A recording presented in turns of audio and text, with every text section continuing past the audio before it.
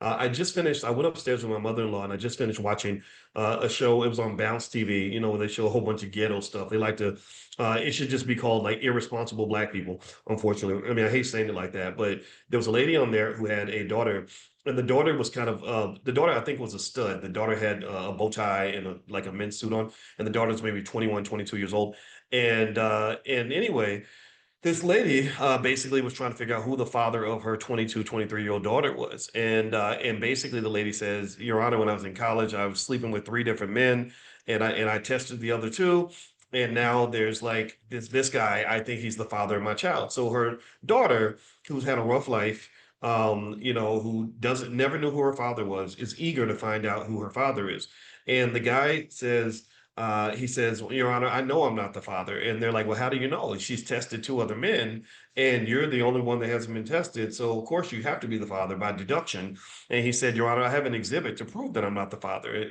And so the judge is like, Well, what's your exhibit? So he pulls out the exhibit. He says, The mother is 5'8". I am 5'3". So he was pretty short. He said, the daughter, the baby, 6'1". He said, How can a man that's 5'3", have sex with a woman that's 5'8", and produce a child that's 6'1"? But still, the whole conversation was, but we know you have to be the father because the other guys have been tested. So anyway, after it's done, and I promise this is an investing conversation, I assure you. So after it's done, they reveal the test and they say, You are not the father. And so apparently the mother has more secrets that she hasn't revealed or more experiences maybe that she can't remember. And I was just sitting there watching this and I said, This is a whole show about investing. And my mother-in-law said, What do you mean? I said, Well, because the greatest investment you make in life is not money. The biggest investments you make are in people. And so choosing who you sleep with, if you're choosing to sleep with people just based on pleasure, then you're taking this chance that you're going to create this discombobulated family structure that's going to absolutely obliterate and decimate your black wealth. Like I could just tell the mother and the daughter had a rough struggle. Why is that? Well, because single mothers have the lowest net worth in America. That's the absolute worst off economic group in the country is black single mothers with children.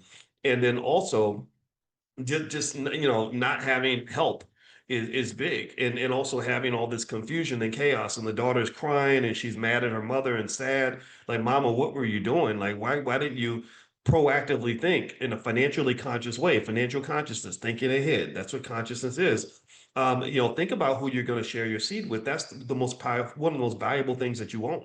And I sat there with my mother-in-law, and she said, Well, boys, people make mistakes, and people don't, sometimes they get drunk and make decisions that they regret later, and they feel. I'm like, Yeah, I get all that. I really do. And I want to hear all that. But I think that we kind of assume that black people don't even have enough discipline to choose who they're going to mate with. That literally men will just slip and fall and land in somebody's vagina and have no idea how it happened. Or that women will just say, Well, I don't know how I got four kids with four different daddies, and they're all struggling and emotionally broken and out here in the streets, thugging, getting shot up, going to prison. All of these are wealth drainers. All of these are opportunity killers, right?